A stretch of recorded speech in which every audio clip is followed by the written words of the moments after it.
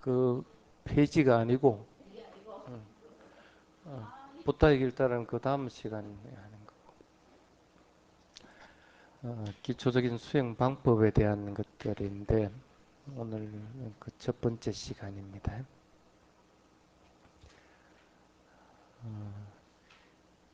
뭐 매번 들어왔기 때문에 수행 방법에 대한 것들은 크게 뭐 설명할 부분은 없습니다. 네. 부처님이 그런 말씀을 한 게 있습니다. 두 가지 종류의 질병이 있다.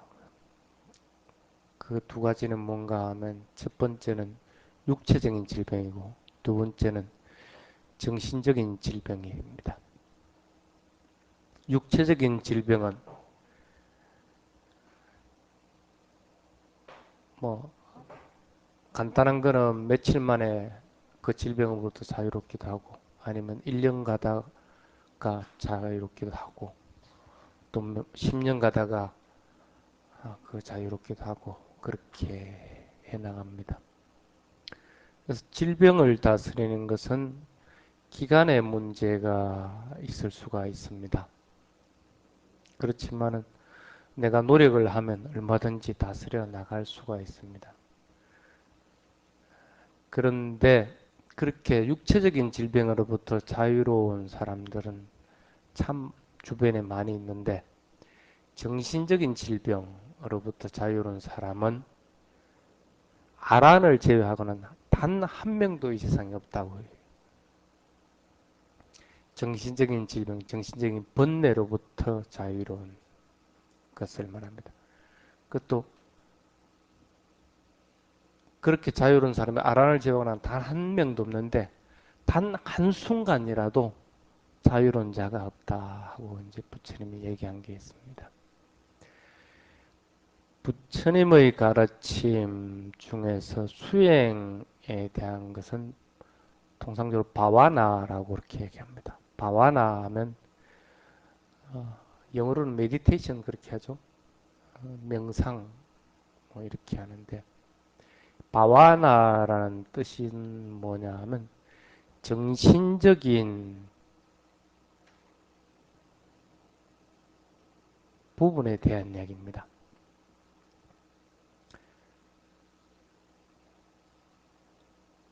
그래서 불교 수행은 그 목표가 뭡니까? 정신적인 평화, 정신적인 적정, 그리고 그런 건강한 정신에 도달하는 것을 목표로 합니다. 근데 이 불교에서 말하는 수행만큼 오해를 많이 하고 있는 것이 없습니다. 보통 여러분들 수행한다 할 것 같으면 어떻게 합니까? 대본 절에 와가지고 하는 걸 수행이라고 그러지 일상적인 것들은 수행이라고 생각을 안 한다는 거예요. 참 불행한 겁니다. 어떤 면에서는 수행하러 간다 이렇게 얘기할 것 같으면 도피하러 간다 하는 거하고 마찬가지입니다. 정신적으로 복잡하고 머리 아프고 한 것으로부터 벗어나기 위해서 수행하러 절에 간다. 안 그러면 저 뭐든 특별한 것들을 개발하기 위해 가지고 수행한다. 스님들도 그런 부분이 있습니다. 천안통을 얻기 위해서 이렇게 수행하기도 하고 아니면 남들보다도 더 뛰어난 무언가를 갖다가 하기 위해서 수행을 하기도 하고 수행은 그거하고는 전혀 관계없는데 하여튼 이렇게들 생각들을 하고 있단 말입니다. 그래서 여기서 부처님이 말한 바와나라고 하는 것은 정확하게 얘기하면 정신적인 수양을 얘기합니다. 정신적으로 닦는다는 그런 의미를 가지고 있습니다. 마음을 닦는데 그게 꼭 절에서 해야 될 이유가 있고 마음을 닦는데 그런 신통을 갖다 개발해야 될 이유는 없다는 거라. 그건 부수적으로 얻어지는 것이고 조금 더 집중하기 위해서 고요하고 한적한 곳에 간다 할 것 같으면 이해를 하지만 그 수행을 위해서 멀리까지 가서 고요한 곳에서 수행을 한다는 것은 이미 그 근본부터가 잘못돼 버린다. 여러분들은 그런 생각을 일단 주변에서 지우도록 그렇게 해야 됩니다. 마음에서 일어나는 욕망들이나 정오나 악의, 그리고 게으름, 근심, 걱정들, 이런 것들을 깨끗이 청소한다는 생각을 가지면 됩니다. 그래서 그렇게 청소하기 위해서 필요한 것이 뭐냐면, 내가 그러한 사실이 일어났다는 것을 명확하게 알아야 되고, 그 그러한 사실에 대해서 이게 뭔가 왜 일어났는가 하고 꿰뚫어 볼 수가 있어야 되고, 또 그런 것들을 갖다가 관찰하려고 열심히 내가 이걸 없애야 되겠다는 생각으로 노력하는 것이 또 필요해야 되는 것이고, 그리고 거기에 대해서 꼭 집중하는 것도 필요해야 되고, 또 그러다 보면 어느 정도 이게 마음의 정화를 위해서 참 필요한 것이구나 하는 그런 확신들도 들어야 되고,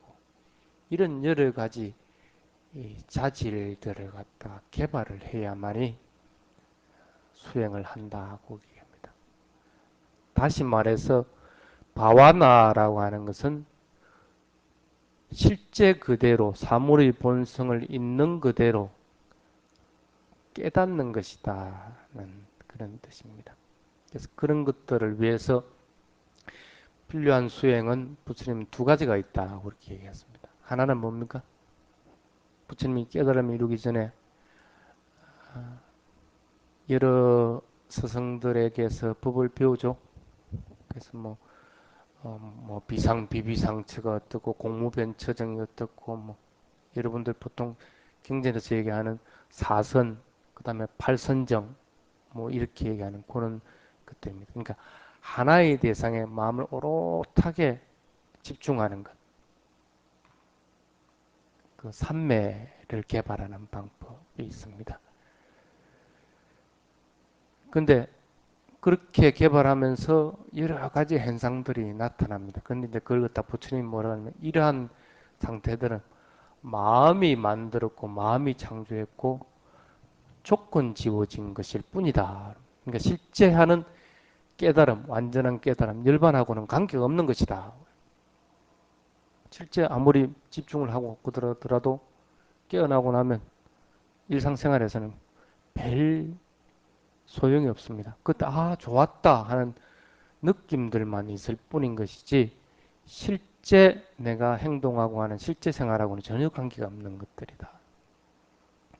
그래서 이런 형태의 수행은 부처님 이전에도 있었고 지금도 각각의 종교에서 채택하고 있는 것들입니다. 맹상이라는 이름으로서. 그래서 이거는 부처님은 순수한 불교적인 것은 아니다. 부처님이 깨달음을 이룬 방법은 아니다. 그러다가 부처님이 8살 때 농경제 때 했던 수행법, 호흡을 가지고 나중에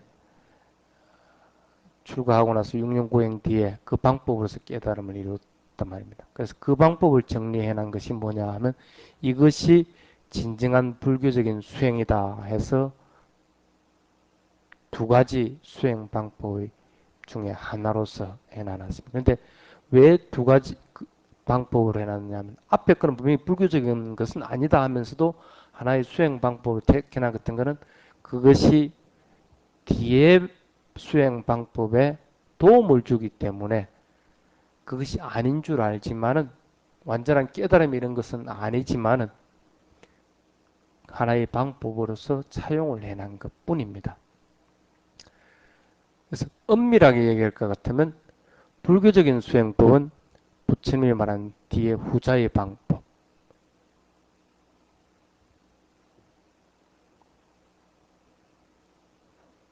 후자의 방법인 사티파타나라고 하는 윗바사나 수행법밖에 없다 하고 단언을 해놨습니다. 전자의 사마티 수행 방법으로는 이 생에서 평온한 삶 또는 신비한 경험을 갖다가 가져오게 하지만 그 이상은 아니다. 살레카 수타라고 하는 경전에 보면 그 맞지 맞니까에 있습니다. 그 보면 분명하게 부처님이 선언을 해놨습니다. 그렇지만은 어쨌든 통찰력이라고 하는 위파사나 수행법은 열반으로 이끄는 것이다 하고 얘기를 해놨습니다. 그래서 불교적인 수행법은 이 위파사나 뿐이다 해도 가능합니다. 또 다른 종교에서는 없는 수행법이고 고유한 수행법이다 그럽니다. 지금도 사람들이 죽음에 이르게 됐을 때 그 비구 스님들이 그 사람 옆에 가서 맨 처음 들려주는 경전이 뭔지 아십니까? 대념처경입니다. 마사티나 사티파타나 수타 대념처경을 먼저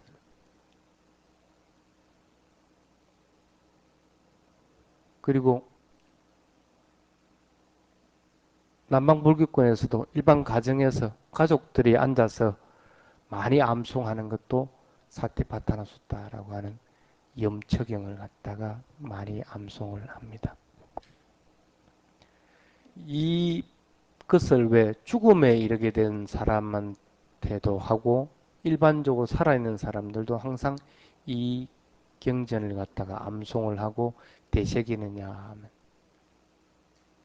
우리의 삶과 단절되어 있지 않기 때문에 이 경전 자체가 삶 자체가 그걸 회피하려고 수행이라는 명목으로서 회피한다든지 아니면 이 삶이 괴롭기 때문에 그것을 피하려고 한다든지 이런 회피하는 것이 아니고 삶과 직접적으로 맞닥뜨리도록 돼 있는 상황에서 어떻게 하면 그 맞닥뜨려지는 것 갖다가 좀 더 바르게 살아가게끔 하고 좀 더 바르게 관찰하게끔 하는가 하는 것 갖다가 가르치는 경전이기 때문에 이걸 독송을 하는 겁니다. 일상적인 우리 행위들 기쁨이 일어나고 슬픔도 일어나고 또 말도 하게 되고 생각도 하게 되고 또 뭐 움직이기도 하고 이런 모든 활동들하고 연관되어 있기 때문에 이 대념치경을 중요하게 여기는 부분입니다. 그 대념치경 중에서 맨 첫 번째 단락이 뭐냐 하면 몸에 대한 관찰입니다. 몸에 대한 관찰. 두 번째가 감각, 느낌에 대한 관찰이고 세 번째가 마음에 대한 관찰이고 네 번째가 다양한 여러 가지 현상들, 생각들이나 도덕적인 것이든 도덕적이지 것이지 않든 일으키는 것들, 이런 것들을 주제로 해서 다루고 있는 것입니다. 그래서 사념척입니다. 네 가지 알아차리는 대상에 대한 경전이다. 사실은 우리들 살아있는 것이 이 네 가지입니다. 네 가지 외에는 없습니다. 그 맨 첫 번째가 몸에 대한 알아차림이라서 까야 빠사나라고 그렇게 이야기합니다. 몸에 대한 것은 여러 가지로 분류를 해놔놨습니다. 그 중에 가장 먼저 해놓은 것이 아나파나사티를 해가지고 호흡에 대한 관찰을 얘기했습니다. 대중적으로 가장 많이 알려졌고 또 실제적으로 수행한다 할 것 같으면 대부분이 이 아나파나사티를 합니다. 여러분들 수행한다 할 것 같으면 일단은 먼저 조용하게 앉아서 뭐 호흡을 관찰하든 뭘 하든 이렇게 조용하게 앉아 있는 걸 수행이라고 할게요. 부처님도 이제 그 부분에 대해서 인정을 하셨기 때문에 맨 첫머리에 이제 호흡에 대한 관찰을 해놨습니다. 다른 수행법들은 뭐 걷든지 또 눕든지 아니면 서 있든지 뭐 여러 가지 행동을 하든지 할 것 같으면 여러분들이 좋아하는 방식대로 하면 됩니다. 그럴 때는 걸어 가면 되고, 누워있으면 누워있으면 되고. 그런데 앉아있는 방법에서는 어떻게 됩니까? 숨을 관찰하기 위해서는 먼저 자세를 바로 똑바로 세워야 되고, 또 다리도 좀 편안하게 그렇게 자리를 잡도록 해야 되고, 또 손은 자주 움직이지 않게끔 어느 일정 부분에 이렇게 딱 고정을 시켜 놔야 되고, 그리고 눈은 앞을 이렇게 딱 바라보면서 눈을 살포시 감도록 해야 되고, 이런 것들이 기본적으로 되도록 하고 있습니다. 물론 꼭 그렇게 따라하지 않아도 됩니다. 자세가 불편할 경우에는 의자에 앉아도 되고, 또 수행하는데 앉아있기 불편할 것 같다면 서서 해도 되고, 뭐 누워서 해도 되고 그렇습니다. 걸어가면 사지는 못하더라도 꼭 앉아 있을 필요는 없지만은 통상적으로 누워 있다든지 서서 있는 것보다는 앉아 있는 것이 오래도록 이 수행을 할 수 있기 때문에 게을러지지 않고 또 혼란되지 않기 때문에 들뜨지 않기 때문에 앉아 있는 수행법들을 가지고 호흡을 관찰할 때는 이 방법을 통상적으로 씁니다. 그래서 앉아 있을 때는 관찰하는 것이 호흡입니다. 밤낮으로 들이쉬고 내쉬고 합니다. 밤낮으로 죽을 때까지. 그런데 이 사실을 모르는 사람들은 죽을 때까지 단 1초도 자기가 호흡하는 걸 모릅니다.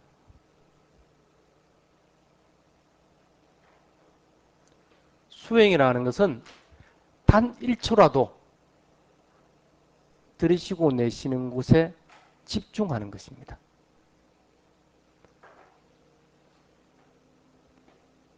이렇게 하려면 어떻게 됩니까? 호흡이 자연스럽게 되지 않으면 그 호흡을 오래도록 관찰하지 못합니다. 물도 가장 자연스러운 물은 죽을 때까지 먹어도 관계가 없지만 뭐가 섞여버리면 그건 죽을 때까지 못 먹어. 호흡도 마찬가지입니다. 복식호흡이 있고 단전호흡이 있고 어떤 호흡이 있다고 하더라도 그것은 몸의 건강이나 일시적으로는 할 수 있을지 몰라도 죽을 때까지 그리고 의식을 하지 않고 숨을 쉴 때도 이 자연스러운 호흡일 뿐이다. 자연스러운 호흡을 갖다가 관찰을 해야 된다는 거예요.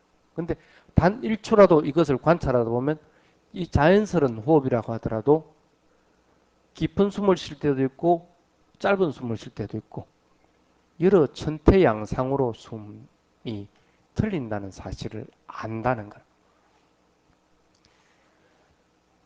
그래서 호흡을 앉아있을 때는 기본적으로는 호흡을 관찰하도록 합니다.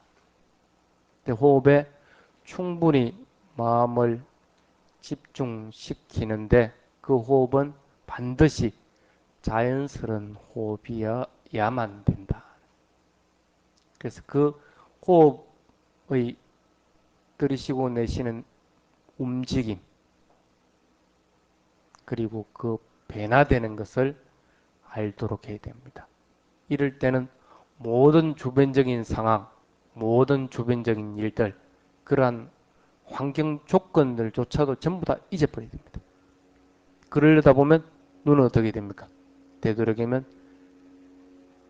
힘을 주지 말고 살포시 감도록 그렇게 해야 됩니다. 처음에 호흡에 마음을 집중하기가 참 어렵게 느껴집니다. 온데 산란하게 마음이 벗어납니다. 그럼 1차적으로 먼저 알아야 되는 게 참 내 마음이 이렇게 산란하구나, 이렇게 번잡하구나 하는 사실을 먼저 알아야 됩니다. 어떤 것이든 마음은 붙잡아 두려고 같으면 벗어나려고 합니다. 호흡에다가 마음을 갖다가 붙잡아 두려니까 이 마음이 굉장히 산란하게 움직이려고 합니다. 그러니까 맨 먼저 알아차려지는 것이 참 마음이 이렇게 부산하구나. 그래서 마음이 가만히 있지 못하는구나 하는 사실을 알게 됩니다. 밖에 소리도 들리고 마음도 어수선해지고 혼란스러워지고 수행하는데 또 뭐 제대로 관찰이 잘 안 되니까 막 실망하게 되기도 하고 막 게을러지고 낙담해가지고 아무것도 하기 싫어지기도 하고 우선 이런 마음의 상태를 갖다가 알아차리도록 해야 됩니다. 마음에 대한 것이 고요하게 가라앉아 있지 못할 것 같다면 호흡을 절대 관찰해내지 못합니다. 그래서 참 내 마음이 이렇게 어수선해 있구나 하는 사실을 갖다가 알고 나서 자연스러운 호흡에 마음을 살포시 갖다 놓는다고 생각을 해보시기 바랍니다. 그래서 호흡은 일단 들이쉬고 내쉬는 것입니다. 들이쉬고 내쉬는 것. 그러면 아무런 생각 없이 들이쉬고 내쉬고 들이쉬고 내쉬고 하는 걸 갖다가 우선 바라만 보도록 한번 해보십시오. 명칭을 붙이지도 말고 마음이 산란해진 사실만 알고 나면 마음이 산란해졌구나 하는 사실을 알고 나서 즉각 다시 호흡이 들이쉬고 내쉬고 하는 것 갖다 가만히 지켜보십시오. 가만히 지켜보면 나도 모르게 그 호흡이 들이쉬고 내쉬고 하는데 마음이 쏙 빨리 들어가는 걸 느낍니다. 왜? 이미 내 마음을 갖다가 읽고 알았기 때문에 이놈의 마음이 지가 읽히고 나면 막 포기해버립니다. 마음이 고요하게 돼버린다. 그럴 것 같으면 그 마음을 갖다가 호흡으로 돌려버릴 것 같으면 호흡이 들이쉬고 내쉬고 하는 것이 분명하게 알게 됩니다. 그 대상을 갖다가 배를 대상으로 하든 아니면 코끝으로 대상을 하든 그건 어디든지 관계는 없습니다. 코끝이면 코끝에 한 지점에 숨이 들이쉬고 내쉬고 하는 걸 갖다가 딱 관찰을 하고 배면 배의 어느 한 지점에 불러오고 꺼지고 하는 걸 딱 관찰하고 이렇게 관찰 포인트만 하나만 딱 주고 나서 그게 가만히 응시만 하도록 한번 해보죠. 틀림없이 배가 불러오고 꺼지고 별로 꺼지고 하는 것 갖다가 관찰이 되나 그렇게 집중이 되면 주변의 소리도 잘 안 들립니다. 내가 외부의 세계와 단절되어 있다는 그런 느낌들을 받습니다. 그때 참 그래도 이러한 순간의 경험이 참 나로 하여금 황홀하게 하고 기쁘게 하는구나 하는 사실을 또 압니다. 그게 수행의 첫 포인트를 잡는 겁니다. 마음은 끊임없이 벗어나려고 그러고 이동하려고 하고 또 붙잡혀 있지 않으려고 하지만 그놈을 갖다가 내가 확실하게 봐버리고 나면 그 마음도 내가 조절할 수 있는 것이구나 하는 사실을 갖다가 알게 된다는 뜻입니다. 그렇기 때문에 내가 호흡이라고 하는 아주 단순한 것에 관찰하고 있어도 마음이 벗어나지 않고 그게 쭉 매달려 있는 것을 보게 되면 그때 이미 마음에서는 참 고요하고 또 어떤 경우는 전율을 칠 정도로 기뻐하는 것들이 일어납니다. 이럴 때 이제는 내가 이 길로서 한번 집중을 해보고 이 길로서 깨달음에 이르보겠다는 마음을 가지고 오늘은 그런 시간을 10분을 가졌다 할 것 같으면 조금 있다가 저녁 때는 20분을 가져보고 또 내일은 또 30분을 가져보고 이런 식으로 그것을 반복해 주는 겁니다. 그런 경험들을 반복적으로 이렇게 쭉 해줘보면 어느 순간에 나도 모르게 호흡에다 마음을 완전하게 딱 집중을 시켜서 자기 자신뿐 아니라 주변 상황을 딱 있는 상황들을 자꾸 만들어 나갑니다.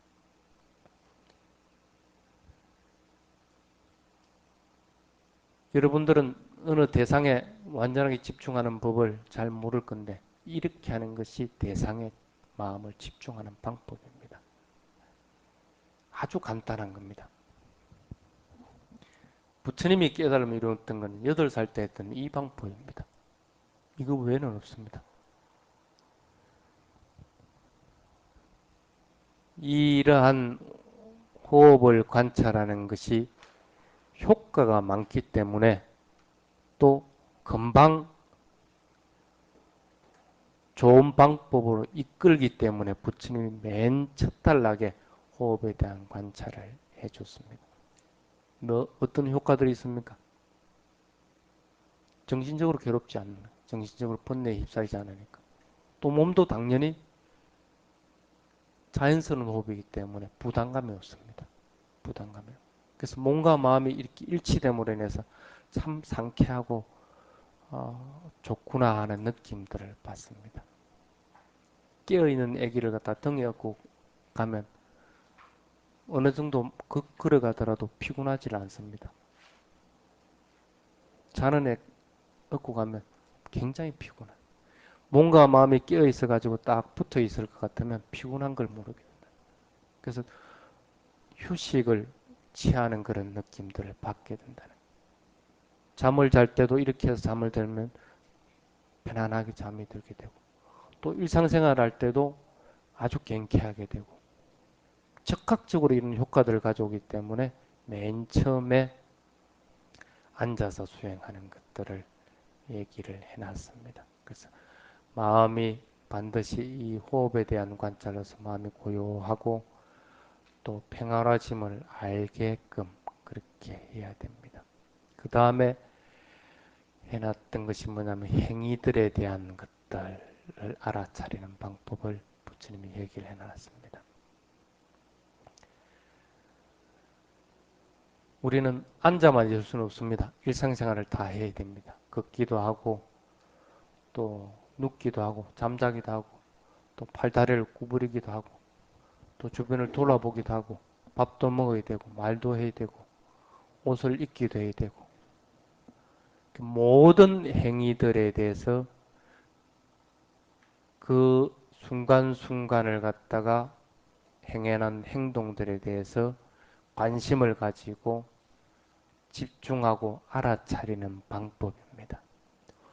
고요하게 앉아있을 때 호흡을 일단 관찰하고 알아차리는 방법을 알 것 같으면 움직이는 것들에서 관찰하기도 용이해집니다. 딱 하나 명심해야 될 거는 현재의 순간에 현재의 행동만 알도록 하라는. 과거 그리고 미래 이런 것을 전혀 염두에 두지 마라. 내가 살아있는 것은 현재라는 시간이고 내가 지금 움직이는 것은 현재 일으키는 행위들입니다. 그러면 내가 살아간다는 것은 현재의 순간에 현재의 행위들을 알아차리는 것밖에 없답니다.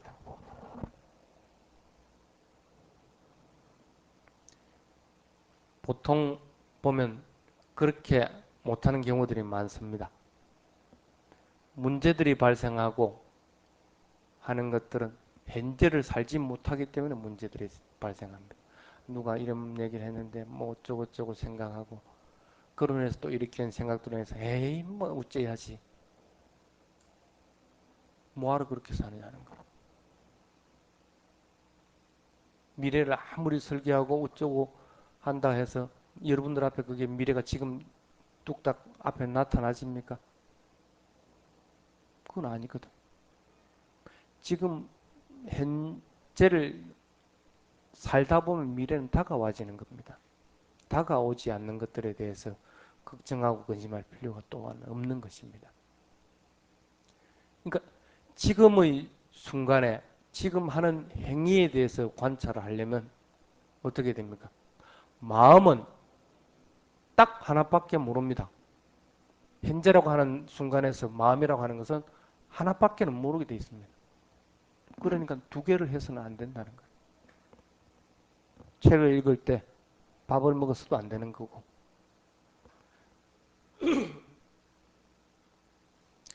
마음이 걸어가는데 여러 가지 생각을 하면서 걸어갈 수도 없는 것이고 그러면 내가 즉각 그럼 내가 지금 현재 살지고 있지 못하구나. 그러면 걸어가는 걸 중단하든지 아니면 생각하는 걸 중단하든지 둘 중에 하나 내라.